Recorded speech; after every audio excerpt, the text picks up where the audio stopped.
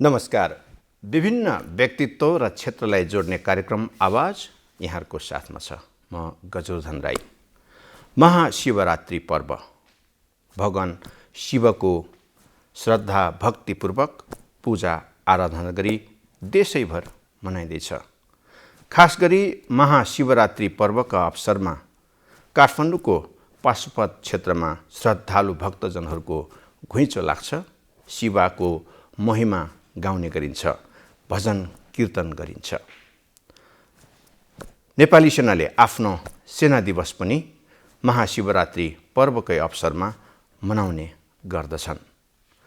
र पशुपत क्षेत्रको कुरा गर्दाखेरि हालसालै एउटा कृति सार्वजनिक भएको छ। देवादिदेव पशुपतिनाथ र पशुपति क्षेत्र भनेर। यो पुस्तकमा वास्तवमा सनातन हिन्दू धर्मावलम्बीहरूको एकमात्र आस्थाका केन्द्र र धरोहरका रूपमा रहेको पशुपत क्षेत्रको र खास गरी महादेवको बारेमा विस्तृत रूपमा अध्ययन अनुसन्धान गरिएको छ। पुस्तकका लेखक हुनुहुन्छ पूर्व प्रशासक, अहिले उहाँ आध्यात्मिक चिन्तकका रूपमा सक्रिय जीवन बिताउँदै आउनुभएको छ, पूर्व प्रशासक हरिप्रसाद रिमालज्यू। यहाँलाई कार्यक्रममा स्वागत छ। धन्यवाद, नमस्कार। जस्तो महाशिवरात्रिको पर्वको अवसरमा हामीले यो कुराकानी गर्दैछौँ, तपाईँको किताब पनि निस्किएको छ हैन? महाशिवरात्रि पर्वलाई चाहिँ हामीले कसरी लिनुपर्छ होला? यो महाशिवरात्रि पर्व चाहिँ वास्तवमा हाम्रो एउटा धार्मिक विशिष्ट खालको पर्व हो। हाम्रो देश आफैमा एउटा धर्महरू बढी धार्मिक व्यक्तिहरूको बसोबास भएको हाम्रो भूमि हो, हाम्रो देश हो, हाम्रो राष्ट्र हो। त्यसमा पनि शिवको देश हो वास्तवमा हाम्रो राष्ट्र। यो शिवको कर्मभूमि हो, शिवको जन्मभूमि हो। भगवान शिव त जन्मनुहुन्न, उहाँ त अजन्मा हुनुहुन्छ। तैपनि यो शिवको क्रीडा भूमि हो। शिवलाई अत्यन्त मन परेको भूमि हो यो। त्यसैले त भगवान कैलाशकूट दरबार भन्दा पनि भगवानलाई यो नेपाल मन पर्यो। र यो नेपालको पनि अझ पशुपति क्षेत्र जहाँ भगवानको अहिले पनि भगवान राज भएको छ, त्यो अत्यन्त भगवानलाई मन परेको क्षेत्र चाहिँ यो रहन गएको छ। महाशिवरात्रि पर्वको अवसरमा देशैभरि एउटा उल्लासमय वातावरणमा मनाउने गर्दछन्। खास गरी शिवालयहरूमा श्रद्धालु भक्तजनहरूको दिनभरि घुइँचो लाग्छ। मानिसहरू व्रतालहरू हैन, अब जागरण बसेर शिव भगवानको अनेक महिमा गाउने गर्दछन्। यसको एउटा महिमाको बारेमा कुरा गर्दा चाहिँ यहाँले लामो समयदेखि यो क्षेत्रमा अध्ययन अनुसन्धान गर्दै आउनुभएको छ। यसको महिमालाई चाहिँ आम जनताले, आम सर्वसाधारण नागरिकले कसरी बुझ्नुपर्छ होला? अब वास्तवमा हामी नेपालीहरूले अत्यन्तै बुझ्नुपर्ने, अत्यन्तै हामीले चाहिँ महसुस गर्नुपर्ने र अत्यन्त चिन्तन मनन गर्नुपर्ने विषय चाहिँ शिवतत्त्व हो। र त्यसमा पनि हामी भाग्यमानी छौँ कि भगवान शिव हाम्रै राष्ट्रमा राज भएको छ। वास्तवमा म राष्ट्रदेव भन्छु, म भन्न पनि मन पराउँछु उहाँलाई। हुन त उहाँ राष्ट्रदेव मात्र होइन, उहाँ विश्वदेव नै हुनुहुन्छ। तैपनि हाम्रो राष्ट्रको लागि चाहिँ नि अरू सबै देवदेवताहरू हामीसँग छन्। 33 कोटी देवताका कुरा आउँछन्। तर 33 कोटी देवता भए तापनि आखिरमा बहुश्याम एक, धेरैमा एक भने जस्तै सबै देवताहरूको धुरी चाहिँ एउटा भगवान पशुपतिनाथ हुनुहुन्छ। त्यसो भएको हुनाले भगवान पशुपतिनाथ चाहिँ नि हामी सबै नेपालीहरूको लागि चाहिँ आराध्य देव हुनुहुन्छ। कुनै पनि जाति, कुनै पनि वर्ग, कुनै पनि सम्प्रदाय ले मात्र होइन कि यो सबैको लागि एउटा अति कल्याणकारी भगवान भएको हुनाले शिवलाई चाहिँ हामीले चाहिँ भगवान पशुपतिनाथलाई चाहिँ मान्नुपर्छ भन्ने मेरो चाहिँ मान्यता छ। हजुर, यहाँले अहिले भर्खरै निकै 404 पेजको भोलमको एउटा किताब पनि आम दर्शक, आम पाठक हैन सबैको लागि ल्याउनु भएको छ। यसको नाम देवादिदेव पशुपतिनाथ भन्नुभएको छ। यो के आधारमा यो किताबको नाम गर्नुभयो अनि के छ यो किताब भित्रको मूलभूत तत्त्वहरू चाहिँ? यसमा यस पुस्तकमा मैले सर्वप्रथम त वास्तवमा मलाई भगवान्ले यो मैले एउटा पहिले अलिकति एउटा यो विषय यो पुस्तक मैले कसरी लेखेँ भने अलिकति सामान्य निवेदन गरौँ यहाँलाई कि यो पशुपतिनाथमा जाँदाखेरि मानिसहरूले के देखेँ मैले भनेदेखि मानिसहरू सरासर जानेर भगवान् पशुपतिनाथलाई दर्शन गर्ने अनि भगवान्ले पशुपतिनाथलाई दर्शन गर्यो फरक्क फर्क्यो आयो। तर त्यो भगवान् पशुपतिनाथलाई रुचिकर विषय हुँदैन त्यो। यो कुरा चाहिँ शिवपुराणमा हिमवत खण्डमा नेपाल महात्म्यमा स्पष्ट लेखिएको छ। भगवान्ले त के भन्नुभएको छ त्यहाँ भनेदेखि यदि तिमीहरूलाई पूजा तिमीहरू मेरो रखबारी गरेर जो बसिरहेका छौ तिमीहरूलाई चाहिँ पूजा नगरिकन तिमीहरूप्रति अश्रद्धा गरेर सरासर मौकामा आउँछन् भने तिनीहरू स्वार्थी हुन्। त्यस्ता स्वार्थी तत्त्वहरूलाई चाहिँ तिमीहरूले श्राप दिए पनि तिनीहरूलाई विनाश गरे पनि म केही भन्दिनँ। यो कहाँ लेखेको छ? यो लेखेको छ, यो हिमवत खण्डमा लेखिएको छ, नेपाल महात्म्यमा पनि लेखिएको छ। त्यसो भएको हुनाले त्यहाँ मलाई खड्किएको विषय के रह्यो भनेदेखि सरासर गएर त्यसरी भगवान् पशुपतिनाथलाई पूजा गर्ने होइन। पहिले त्यहाँ भएका चाहिँ जस्तो पशुपतिनाथको प्राङ्गण मन्दिरको प्राङ्गणमा धेरै देवदेवताहरू हुनुहुन्छ। यहाँको भनाइ चाहिँ केही विधिहरू छन्, शास्त्रीय विधि छ। शास्त्रीय विधिले के भन्छ भने सबै देवदेवताहरूलाई पूजा गरिसकेपछि मात्रै भगवान् पशुपतिनाथलाई पछि गएर पूजा गर्ने भन्ने छ। त्यो शास्त्रीय विधि हो। किनभने हामीले लोक व्यवहारमा पनि देखेका छौँ नि, हामीले अब घरको एउटा मुलीले घरका अरू मान्छेलाई भोकै राखेर आफूले मात्रै टन्न खायो भने उनको अवस्था कस्तो हुन्छ? उनलाई कसैले राम्रो भन्छ र? भन्दैन। त्यस्तै अझ भगवान् त चराचर जगतका मालिक हुनुहुन्छ, त उहाँलाई त त्यस्तो कुरो उहाँले कसरी गर्नुहुन्छ? त्यसो भएको हुनाले भगवान् पशुपतिनाथलाई अरुचिकर हुने त्यस्तो खालको कुरो गर्नुहुन्न भन्ने सन्दर्भबाट मैले यो पुस्तक सानो एउटा पकेट बुकको रूपमा लेख्ने विचार गरेका थिएँ पहिले। तर लेख्दै जाँदाखेरि मलाई यति रुचि बढ्यो कि भगवान्प्रतिको श्रद्धा ममा झन्झन झाँगिँदै आयो, झन्झन पलाउँदै आयो। त्यसो भएको हुनाले म यो पुस्तकलाई अलिकति पुस्तकाकारमा नै पुस्तिका लेख्न भनेर सुरु गरेको पुस्तकाकारमा चाहिँ यो आइदियो। यो चाहिँ मेरो लागि एउटा सौभाग्यको विषय भएको छ। म त्यस्तो अनुभव गरिरहेको छु मैले अहिले। रिमाल सर, जस्तो यहाँले भन्नुभयो नि मानिसहरू सरासर जाने, त्यसपछि पशुपतिनाथको दर्शन गर्ने, अन्यलाई चाहिँ छोडिदिने विधि प्रक्रिया होइन, अन्यलाई चाहिँ व्यवस्था गर्ने, यसले गर्दा चाहिँ सात्विक रूपमा जो दर्शनको नाममा गइन्छ त्यो हुँदैन भन्नुभयो। अब कसरी गर्नुपर्ने रहेछ? तपाईँको अध्ययनले के भन्छ? जस्तो मैले यहाँ यो पुस्तकमा मैले सबभन्दा मेरो एउटा प्रेरणाको स्रोत पनि तिनै मानिसहरू हुन् जसले भगवान्लाई सोझै दर्शन गरे। तिनीहरूलाई विपरीत भए तापनि त्यो उनीहरूको मेरो प्रेरणाका स्रोत हुन्। तर भगवान्कै अनुकम्पाले मलाई त्यो कलम चलाउने मलाई त्यो चाहिँ उत्साह जाग्यो। अब दर्शन गर्ने के हो भने पहिले गएर हामीले चाहिँ यताबाट सोझै गइसकेपछि त्यहाँ पशुपति क्षेत्रमा 30-35 ठाउँमा त भगवान् गणेशका मूर्तिहरू छन्, ठाउँमा मन्दिर पनि छन्। अब त्यसरी कहाँ आफूलाई पाए पर्छ, हामी कतापट्टिबाट जान्छौँ? मैले चाहिँ यहाँ के एउटा गरेको छु भने के प्रस्ताव गरेको छु भने अब पश्चिम द्वारबाट प्रवेश गर्ने उत्तम राम्रो हुन्छ। पश्चिम द्वारबाट प्रवेश गर्ने प्राय धेरै मानिसहरू पश्चिम द्वारबाट जान्छन्। अनि त्यसरी दर्शन गरिसकेपछि भित्र पस्ने गइसकेपछि त्यहाँबाट अनि बिस्तारै हामी चाहिँ पूर्वतिर लाग्छौँ। र मैले चाहिँ के गर्ने गरेको छु भने पहिले लाल गणेशलाई दर्शन गर्ने, किनभने अग्रपूजाको अधिकारी चाहिँ गणेश हुनुहुन्छ भनेर उहाँलाई चाहिँ भनिएको छ। भगवान् शिवले उहाँका भनौँ न गणेश कि माता पार्वतीले वास्तवमा चाहिँ तिम्रो अग्रपूजा हुनुपर्छ, तिम्रो पूजा गरेपछि मात्रै हामीलाई पूजा गरेपछि हामी खुसी हुन्छौँ भनेर भन्नुभएको हुनाले गणेशको पूजा गर्ने। अनि त्यसपछि गएर हजुरको चाहिँ क्रमशः अरू चाहिँ जस्तो सूर्यको दर्शन गर्ने, त्यस्तै बगलामुखीको दर्शन गर्ने, अनि वासुकी नागको दर्शन गर्ने, अनि त्यसपछि त्यहाँबाट तल गएर गुप्तेश्वर महादेव हुनुहुन्छ उहाँको दर्शन गर्ने, अनि त्यहाँ मुक्ति मण्डप छ उहाँको दर्शन गर्ने। एवं रीतले यसरी क्रमैसँग गएर अनि कीर्तिमुख भैरवको दर्शन गर्ने। कीर्तिमुख भैरवको त असाध्यै रोचक कथा छ। त्यो अलिकति छोटकरीमा म निवेदन गरौँ। त्यो कीर्तिमुख भैरवको कस्तो भन्दाखेरि एकपटक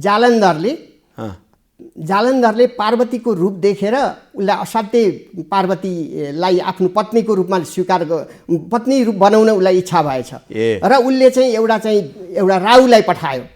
राहुलाई पठाएपछि त्यो आएर राहुले आएर तिमी जोगी जस्तो मान्छेलाई के चाहियो, यो किन चाहियो तिमीलाई यो यति रूपवती पार्वती किन चाहियो, मलाई देऊ, म उहाँ चाहिँ जालन्धर महाराजले लिन पठाउनु भएको, उहाँलाई लिएर जान्छु भनेर भनेछ उसले। अनि त्यसो भनेपछि अनि भगवान पशुपतिनाथ असाध्यै रिसाउनु भयो र उहाँले आफ्नो आँखाबाट उहाँले एउटा पुरुषलाई निकाल्नु भयो, उहाँले आफ्नो एउटा भनौँ न आफ्नो तेस्रो नेत्रबाट, र उसलाई चाहिँ नि ल यसलाई ठिक गर भनेर पठाइदिनु भयो। अनि ठिक गरेर पठाएर भनेर भन्दै अनि त्यहाँ चाहिँ त्यसले लखेट्दै गए, ती पुरुषले जो निक्लिया थिए राहुलाई लखेट्दै गएपछि कतै पनि शरण नपाएर आखिरीमा ऊ चाहिँ नि फेरि भगवानलाई हे प्रभु मैले बिराएँ, मैले गल्ती गरेँ, यो जालन्धरको कुरा सुनेर यसरी आएँ, मलाई माफ दिनुहोस् भनेपछि फेरि भगवान त आशुतोष करुणाको सागर हुनुहुन्छ, उहाँले माफ दिनुभयो। माफ दिएर चाहिँ अनि उसलाई चाहिँ ल छोडिदेऊ त्यसलाई भन्नुभयो। भनेपछि अनि त्यो जो पुरुष उहाँले निकाल्नु भएको थियो, अब म त मर्न आँटेँ, मेरो आरा थियो त्यो राहु, मलाई खान खोजे, अब हजुर के खाउँ त प्रभु भन्दाखेरि अनि मलाई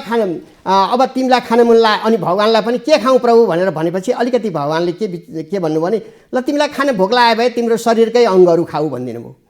र अनि खाँदा उसले चाहिँ आफ्नो घाँटीसम्मको सम्पूर्ण कुरा खाए उनले। खाइसकेपछि भगवान असाध्यै भगवानमा करुणा जागृत भयो, यो त साँच्चैको मेरो भक्त रहेछ भनेर उसको नाम कीर्तिमुख राख्नुभयो र अनि त्यहाँबाट अब मेरो तिमी रखबारी गरेर बस भनेर भन्नुभयो। त्यो मन्दिर पनि त्यहाँ छ? त्यहाँ छ त, त्यो त असाध्यै महत्त्वपूर्ण मन्दिर हो, दक्षिणपट्टि छ, भगवानको मन्दिरको दक्षिणपट्टि छ कीर्तिमुख भैरव। अनि त्यसपछि उन्मत्त भैरव हुनुहुन्छ होइन, उहाँको दर्शन हुन्छ। अनि त्यसपछि गएर नवदुर्गाहरूको दर्शन हुन्छ। अनि ती सबै देवदेवताको भनौँ न अहिले मैले भन्दाखेरि क्रम अलिकति व्यतिक्रम भएको हुनसक्छ, तैपनि वास्तवमा चाहिँ के भने सबैको दर्शन गरेपछि मात्रै भगवान पशुपतिनाथको दर्शन गर्नुपर्ने हुन्छ। यो चाहिँ एउटा विधिवत रूपमा गर्दाखेरि दर्शन गर्ने चाहिँ दर्शन गर्ने क्रम मलाई खड्किएको विषय। अनि त्यसैमा सन्दर्भमा मैले अनि लेख्दै अनि उमामहेश्वर क्षेत्रको पनि मलाई दर्शन गर्ने मलाई लेख्ने इच्छा भयो र मैले यहाँ उमामहेश्वर क्षेत्र भन्नाले यो गुहेश्वरीदेखि यतापट्टिबाट गएर दक्षिण भगवानको चाहिँ गुरुभक्त रूप पशुपतिनाथको गुरुभक्त रूपबाट दर्शन गर्दै गएर गौरीघाट पुगेर त्यहाँबाट चाहिँ किराँतेश्वर उक्लिएर किराँतेश्वरको दर्शन गरेर अनि त्यसपछि फेरि गएर हजुरको चाहिँ उहाँ गुहेश्वरी माता कहाँ पुगेर त्यहाँबाट गोरखनाथ पुगेर फेरि त्यहाँबाट दर्शन गर्दै उतातिर गएर विश्वरूपाको दर्शन गरेर, त्यो विश्वरूप भन्छौँ हामी, विश्वरूप होइन विश्वरूपा भगवती जङ्गबहादुरले त्यहाँ लगेर स्थापना गर्नुभएको हो। त्यो तत्कालीन श्रीतेन महाराज जङ्गबहादुरले र त्यहाँ मन्दिर बनाएर राख्नु भएको थियो। त्यो अहिले भत्किएको छ, अहिले त्यहाँ निर्माण बन्दैछ अहिले त्यहाँ। यो शिवको स्वरूपको कुरा गर्दाखेरि होइन, अब यसको पञ्चमुखको कुरा गर्दाखेरि यसलाई चाहिँ हामीले कसरी बुझ्नुपर्छ रिमल सर? जस्तो अब हेर्नुहोस्, सर्वप्रथम त म अलिकति यो सन्दर्भ आउँदाखेरि म हजुरलाई निवेदन गरौँ, भगवान शिवलाई बुझ्नलाई हामीले तीनटा रूपलाई बुझ्नुपर्छ। पहिलो नम्बरमा हामीले तीनटा रूपलाई बुझ्नुपर्छ। तीनटा रूप भन्नाले स्वरूपलाई बुझ्नु पर्यो। तीनटा स्वरूप के हुन् भन्दाखेरि एउटा चाहिँ उहाँको मूर्तिमय स्वरूप, अर्को उहाँको लिङ्गमय स्वरूप उहाँको, अर्को चाहिँ उहाँको निराकार स्वरूप। यो तीनटा छन्। ती तीनटा मध्येमा चाहिँ शिवपुराणमा स्पष्ट उल्लेख के भएको छ भने जो अब हामी त सोझै निराकारको दर्शन त ठुल्ठुला योगी महर्षिहरूले पनि निराकारको दर्शन पाउन उनीहरू पनि लालायित हुन्छन्, उनीहरूले त्यो पाउन सकेका हुँदैन। त त्यसो भएको हुनाले सर्वप्रथम हामी जस्ता साधारण मनुष्यले चाहिँ सर्वप्रथम हामीले मूर्तिबाट र अझ लिङ्गबाट चाहिँ पूजा गर्नुपर्छ। मूर्तिको पूजा भन्दा लिङ्गको पूजा हजारौँ गुणा त्यो चाहिँ बढ्ता महत्त्वपूर्ण छ भनेर शिवपुराणमा उल्लेख भएको पाइन्छ। त्यसो भएको हुनाले लिङ्गको पूजा भगवान पशुपतिनाथको पनि त्यो लिङ्ग हो र त्यो लिङ्गको पूजालाई बढी महत्त्व चाहिँ दिएको छ। लिङ्गको पूजामा बाट अलिकति अगाडि बढ्दै गएपछि निराकारको चाहिँ अनि हामीले ध्यान गर्दै गएपछि निराकारसँग साक्षात्कार गर्न सकिन्छ। तर त्यो अत्यन्त कठिन हो। ठुल्ठुला महर्षिहरू, ठुल्ठुला योगीहरू, ठुल्ठुला ऋषिमुनिहरूले मात्रै त्यो गर्न सक्छन्। यो तपाईँको पुस्तकमा यो अध्ययन सामग्रीमा सबै समेट्नु भएको छ होला? त्यो समेटेको छु। अनि यसपछि मैले निवेदन गर्नुपर्ने कुरा के छ भने भगवानका जम्मा 5 अथवा 6वटा भगवानका मुहारहरू छन्। भगवानका मुहार जस्तो सद्योजात, वामदेव, अघोर, तत्पुरुष, अनि त्यसपछि गएर अनि ईशान सबभन्दा महत्त्वपूर्ण अब ईशान भगवानहरूमा ईशान भनेपछि ईशानभन्दा माथि कोही पनि छैन। त्यहाँ परम भट्टारीका आद्याशक्ति दुर्गा माताको त्यहाँ पूजा हुन्छ, भगवती दुर्गा पार्वतीको पूजा हुन्छ र अनि शिवको त्यहाँ अथवा भगवान् पशुपतिनाथको त्यहाँ पूजा हुन्छ, आद्याशक्तिको रूपमा पूजा हुन्छ र त्यसको पूजा विशेष गरी मूल भट्टले गर्नुहुन्छ। त्यो चाहिँ त्यसको विधान छ। र यो पाँचै वक्त्रहरू जुन छन् नि, हरेक प्रत्येक वक्त्रको आफ्नो आफ्नो महत्त्व छ। जस्तो सद्योजात भर्खरै जन्मिएको बालक जस्तो रूप छ भगवानको, पूर्व यो हामी पश्चिम तर्फबाट हेर्दा त्यस्तो भगवानको रूप देख्छौँ, जसमा कानमा कुण्डल लगाउनु भएको छ, उहाँको मुहार सौम्य छ, शान्त छ। उहाँको मुहारको ध्यान गर्दाखेरि इहलोक र परलोक दुवै लोकमा फल प्राप्त हुने, दुवै लोकमा सिद्धि प्राप्त हुने भनेर भनिएको छ। त्यसरी नै वामदेव उत्तरमुखमा वामदेव हुनुहुन्छ। वामदेवको फेरि आफ्नै खालको महत्त्व छ। वामदेवको दर्शन गर्नाले पनि भगवानको सामिप्य प्राप्त हुन्छ भनिएको छ। त्यसरी नै त्यसपछि गएर यो दर्शन गर्ने क्रम पनि त्यसपछि हामी सोझै पूर्व जान सक्दैनौँ, त्यसपछि हामी मोडिएर अघोरतिर जान्छौँ। यो चाहिँ भगवानको अलिकति सत्व रज र तम गुणले युक्त भएको भगवानको रूप हो। यो अघोर अलिकति डरलाग्दो छ, अलिकति यो भगवानको एउटा भैरव रूप जस्तो छ। यो अलिकति हिंस्रक रूप जस्तो त्यस्तो छ। अनि भगवानको कानमा पनि दायाँपट्टि कानमा उहाँले सर्पको चाहिँ कुण्डल लाउनु भएको छ, सर्पलाई कुण्डलको रूपमा लिनु भएको छ, अनि अर्को त्यस्तो लाउनु भएको छ, त्यस्तो खालको छ। रिमाल सर, जस्तो पाशुपत क्षेत्र एउटा अत्यन्त पवित्र क्षेत्र मानिन्छ होइन? हजुर हजुर। महाशिवरात्रि पर्व अन्य विभिन्न अवसरमा त्यहाँ चाहिँ भगवान् शिवको पशुपतिनाथको पूजा आराधना गरिन्छ। त्यो परिसरमा, त्यो इलाकामा, त्यो एरियामा, त्यो क्षेत्रमा अन्य धेरै यस्ता देवदेवताहरूको चाहिँ मठ मन्दिरहरू छन् होइन?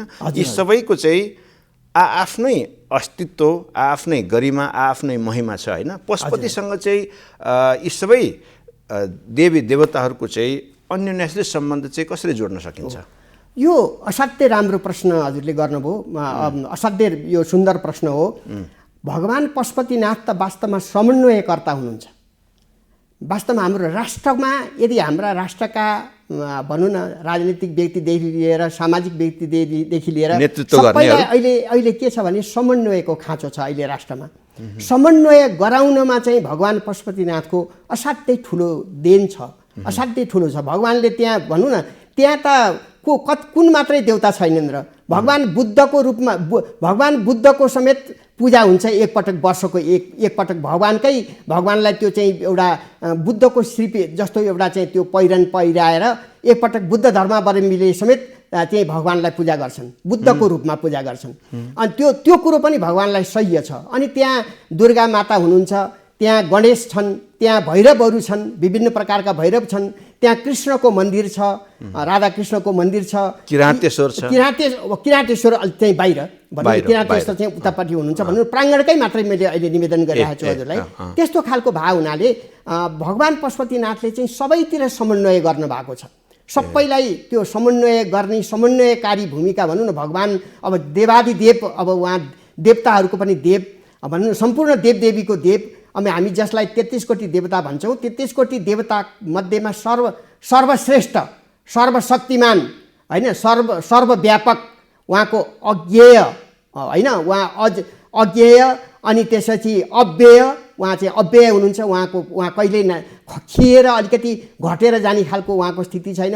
अब भगवान्को त के, भगवान्को स्वरूपको के वर्णन गर्नु, कसरी वर्णन गर्नु? म यस प्रसङ्गमा एउटा हजुरलाई निवेदन गरौँ। यो भगवान्, अब त्यो त्यति निवेदन गरेँ भने भगवान् कस्तो हुनुहुँदो रहेछ भन्ने हजुरलाई स्पष्ट हुन्छ होला। मैले नि भगवान्को अत्यन्त परम भक्त पुष्पदन्त हुनुहुन्थ्यो। पुष्पदन्तले उहाँको वर्णन, उहाँ भगवान् पशुपतिनाथको उहाँको वर्णन गर्दाखेरि के भन्नुभएको छ भने, हे प्रभु, हजुरको वर्णन गरेर कसले सक्छ? हजुरको वर्णन गरेर कसैले पनि सक्दैन। हजुर कस्तो हुनुहुन्छ भन्दाखेरि, हजुरको वर्णन गर्नको लागि यो के अरे वर्णन गर्नुको लागि चाहिँ के होस्, कस्तो होस् भन्दाखेरि उहाँले के भन्नुभएको छ भने, जस्तो सुमेरु पर्वत जत्रो मसीको डल्लो होस् रे, सुमेरु पर्वत जत्रो मसीको डल्लो होस्। अनि त्यो मसीको डल्लोलाई समुद्रमा घोलियोस् अनि यो सम्पूर्ण पृथ्वीलाई चाहिँ नि कागजको रूप दिइयोस् अनि त्यहाँ कहिल्यै नखिने कल्पवृक्षको हाँगोलाई कलमको रूप दियोस् अनि त्यो थोरै शब्दमा व्यक्त गर्न सक्ने र भन्न सक्ने सरस्वती देवी लेख्न बसुन् तैपनि हजुरको महिमा गाएर सकिँदैन हे प्रभु भनेर भगवानका परम भक्त पुष्पदन्तले वर्णन गर्नुभएको छ।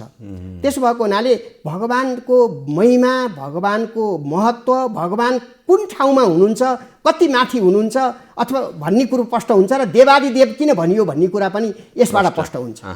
हर्ष जस्तो यसमा कुनै शङ्का छैन कि सनातन हिन्दू धर्मावलम्बी ती समुदायको एउटा पवित्र आस्थाको पुञ्जको रूपमा पशुपतिनाथ यहाँले भने जस्तै सबै देवी देवताहरूको बीचमा विराजमान हुनुहुन्छ। भारतका प्रधानमन्त्री नरेन्द्र मोदीदेखि लिएर धेरै चाहिँ मानिसहरू दर्शनका लागि यहाँ आउने गर्दछन्। यत्रो पवित्र ठाउँलाई तपाईँले रिसर्च बेसमा एउटा कृति पनि ल्याउनु भएको छ। यसलाई चाहिँ अझ पवित्र सनातन एउटा तीर्थ विश्वविद्यालयको रूपमा रूपान्तरण गर्नुको लागि यो ढङ्गले चाहिँ परिचित गराउनुको लागि चाहिँ के गर्न सकिएला त? त्यसो भए चाहिँ मैले यो पुस्तकमा गुरु योजना त्यहाँ पशुपति क्षेत्र विकास कोषले जुन गुरु योजनाहरू सञ्चालन गरेको थियो पहिले 58 सालदेखि लिएर उसले चाहिँ 10 वर्षे गुरु योजना सञ्चालन गर्यो। त्यसको पनि मैले समीक्षा गरेको छु र अब उसले गुरु योजना तयार गरेर उसले सञ्चालन गर्दैछ।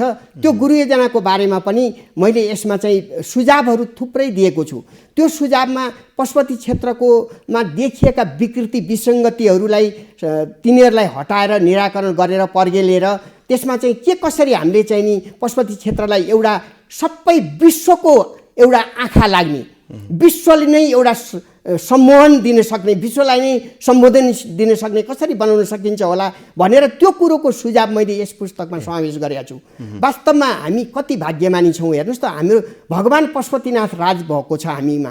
हामीले त एउटा भिल्लोको देशमा मणिको कदर नभए जस्तो कहिलेकाहीँ मलाई चस्स मनमा बित्छ। हुन त त्यसो भनेर धेरै आलोचना मैले गर्न खोजे होइन। अहिले वर्तमान सरकारले पनि असाध्यै एउटा ठुलो काम गर्यो। भगवान पशुपतिनाथलाई हुन त उहाँलाई त्यो भगवानलाई तर उहाँलाई आवश्यक छैन। उहाँलाई जे दिए पनि उहाँ त के हो, मसानवासी हो, सर्पको गहना लाउने हो, बुढो गोरु नन्दीमाथि चढ्ने हो। उहाँलाई के छ, धतुरो भाङ खाएर लड्ने हो र विश्वलाई कल्याण छर्ने हो। उहाँलाई जलहरीको खासै थिएन, तर भक्तले जे चढाउँछ त्यो असल कुरा उहाँले ग्रहण गर्नुहुन्छ। अहिले त्यसैलाई पनि विवादको विषय बनाइएको छ। वास्तवमा यो मलाई ठिक लागेको छैन।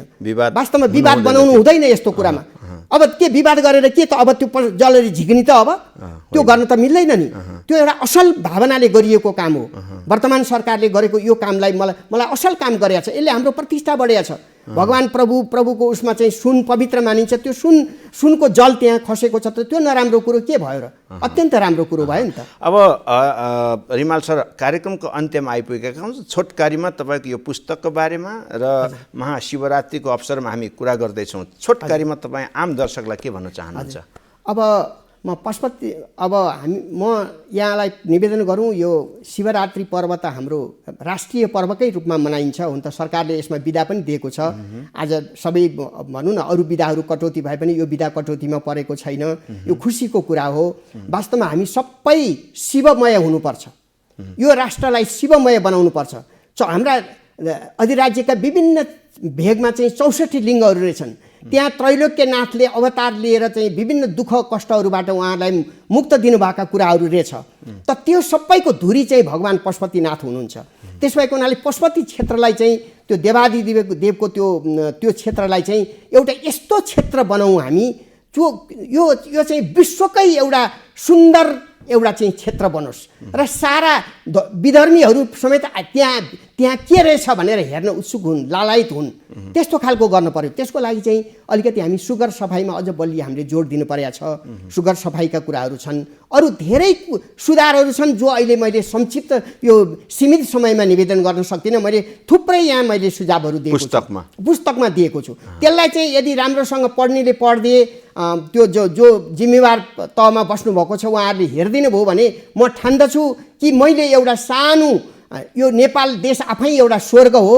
म 20-22वटा कन्ट्री मैले घुमेको छु। त्यो मध्येमा मलाई सबभन्दा मर्ने आफ्नो मातृभूमि भएर मात्रै होइन कि विश्वका जनताले त्यो महत्त्व मान्ने खालको छ। त्यस भएको हुनाले पशुपति क्षेत्रलाई अझ त्यसमा पनि पशुपति क्षेत्र एउटा स्वर्ग हुन्छ, त्यसलाई हामीले स्वर्ग अझ अझ अझ सुन्दर बनाउन हामीले धेरै गर्न सक्छौँ। धन्यवाद हरि सर, यहाँ आइदिनु भयो। आफ्नो अमूल्य यो सुझावको लागि यहाँलाई धेरै धेरै धन्यवाद छ। हस् मलाई पनि आज एनटिभीले जुन एउटा गौरवशाली संस्थाको रूपमा मान्दछु, म यो संस्थाका प्रमुखले र कार्यक्रम सञ्चालक हजुरले मलाई यहाँ यसरी आमन्त्रण गरिदिनु भयो। मैले यो अवसर पाएँ, मलाई धेरै खुसी लागेको छ। यहाँहरूलाई धेरै धेरै धन्यवाद। कार्यक्रम आवाज अहिलेलाई यति नै, हामी आगे चाहन्छौँ। नमस्कार।